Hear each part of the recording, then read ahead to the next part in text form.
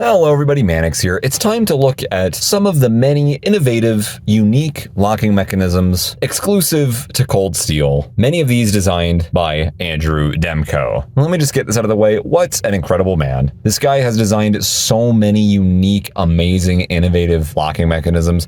Some better than others, but it's incredible to me how this one dude just keeps laying down locking mechanism after locking mechanism after locking mechanism, and many companies out there, they just borrow the same liner lock, crossbar clone, liner lock, liner lock, and this guy tries new things, and many of these ideas are incredible. First, let's just get this one out of the way, the one that needs no introduction. The Triad Lock. It's a lockback with a stop pin inside of it. That's basically it. It's extremely simple, but you know what? It still is proven to be, time and time again, one of the strongest, if not the strongest, folding knife locking mechanism that's self-actuating, single-handled on the planet, period.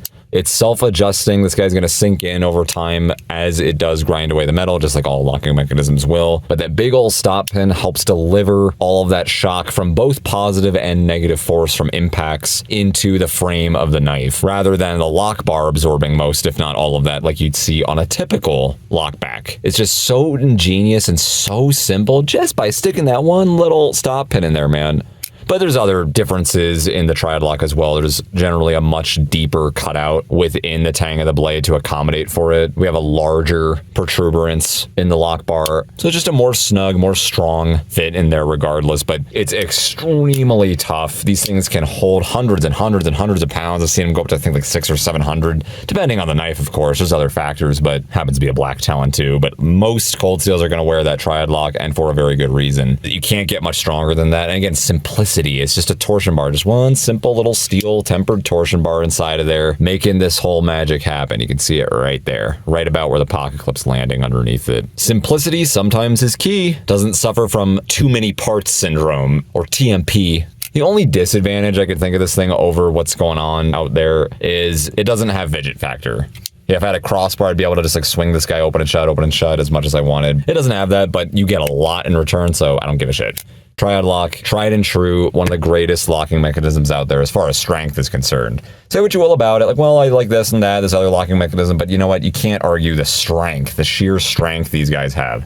And they throw them on knives that cost, $25 or so. Hell yeah. Let's step back in time a little bit. I don't know the whole history on this one. I don't know exactly who, quote unquote, designed it, but the Ultra Lock by Cold Steel. Essentially, it was a Benchmade Axis clone before making Benchmade Axis clones was cool. This goes back a long ways. This is the old model Cold Steel Recon 1. This and the AK-47, I believe, were the only two Cold Steel models that wore the Ultra Lock. But long story short, it's a crossbar. That's kind of all you really need to know about it. It's got the fidget factor on there, just like all of them do. It's going to have the strength about what you'd expect an Axis lock to have. I think one of the only differences I can say is that it's internal rather than being external. So there's a cutout inside the tang of the blade where this guy kind of eases in and out of rather than being external, because you can see you're looking at the blade right here, not the locking mechanism inside that channel there. I like how it's kind of unfinished and exposed looking. It looks kind of prototype-y, technical look with the screw, the flathead right there. It's just cool. It's a really, really cool,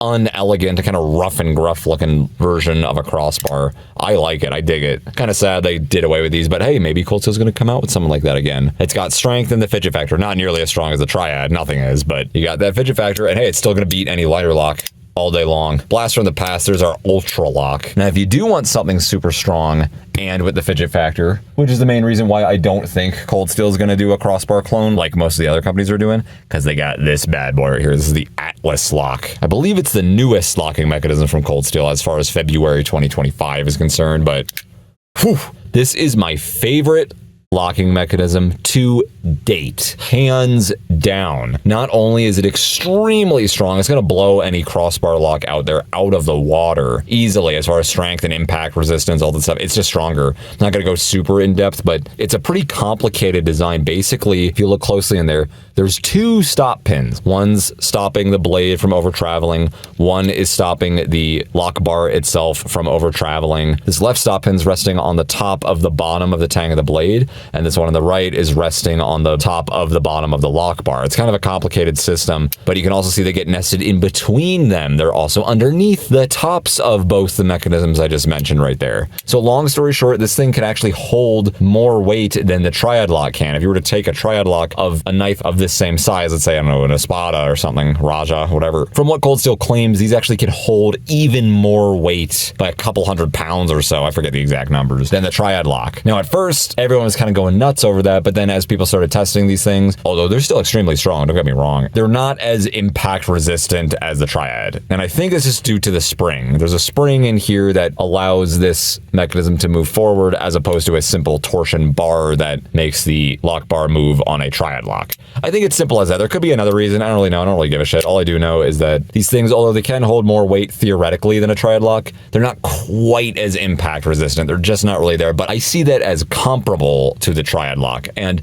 above all, they're faster because you got fidget factor on there. Now, this is a massive blade. This is a 6-incher. So I wouldn't recommend you do that or anything. I can't go super fast with this guy. This is the only Atlas lock I currently own. But you got fidget factor and all of that strength. It's spine actuating instead of side actuating, so that's the only disadvantage I could think of. Like if you really, really are just dead set on getting a side actuating mechanism instead of spine actuating, that's the only reason you'd probably not want that. But other than that, I don't see why you wouldn't want this thing, man. It's not only extremely strong, again, stronger than all the Axis clones out there, it's also got that same fidget factor. Ambidextrous, just like the others. Yeah, that is a feat. Yes, that is designed by Andrew Demko. Best locking mechanism out there, says me. I know that it's super biased and it's kind of subjective, but personally, if you want my advice, what's the best locking mechanism out there? The Atlas lock. Yeah, you got the strength and the fidget factor. It's just incredible. But strongest mechanism is going to be the Triad Lock still, so. Let's go to something a little bit more obscure. This is the Ram Safe lock, the only knife I know of that Cold Steel put this guy on, also by Andrew Demko. Cold Steel Pocket Bushman's. This is an affordable, kind of oddball outdoorsman's bushcraft blade. It's kind of stiff, it's kind of slow, it's kind of janky, but it's not supposed to be a fast, lightweight tactical blade. That's not what this knife's calling is. It's supposed to be an affordable knife that folds that you are not afraid to wail on out in the woods. Basically a really long bar. This whole thing you're seeing inside of there, that's the Ram Safe lock inside of the channel of the handle. There's a spring inside of here that keeps it shut where that screw is, and because it's so tight, you pretty much need paracord or some kind of extra leverage on there to get a good purchase on it to disengage this sucker. Without the paracord, there are serrations right here you can use if you're inclined to do so. Oof, that hurts, but you can do it. But it's pretty much a two-handed operation knife. It's not the most user-friendly. It's slow, it's stiff.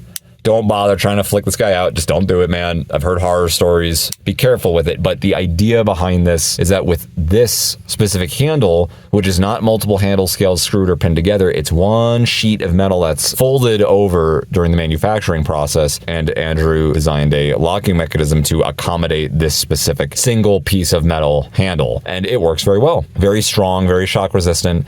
As far as I know, though, it's not as strong as a Triad Lock. Not as shock resistant, not as impact resistant, not as strong, but it's close. It's very, very strong. How does it compare against an Atlas? I don't really know. How does it compare against a crossbar? I think it's a little bit stronger than a crossbar. It doesn't have a separate stop pin or anything, but what you can see right here, that's our cutout on the tang, and that's where the long bar is going to rest on. It's also going to get pinched in between the bottom of the metal handle scale right there.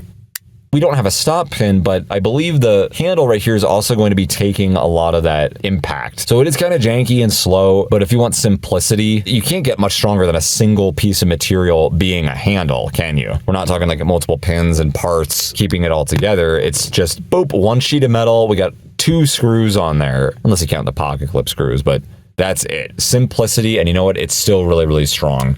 Very innovative, very interesting design. It's just not very user-friendly. It's not very practical. It's kind of super time and place, but hey, very, very unique. Cheap knife too, 25 bucks or so. Can't complain about that. Now let's go to a lock for a lock. This itself is not a standalone locking mechanism. Liner lock, but the leaf spring lock for the liner lock. Closest thing I can compare this to is like the CRKT locks system, which is kind of like a little lock for the lock, and that thing's a lot tinier than this. This is a big old steel obstruction. You can see it right there. Let me take that away. Boop, you can see it clears.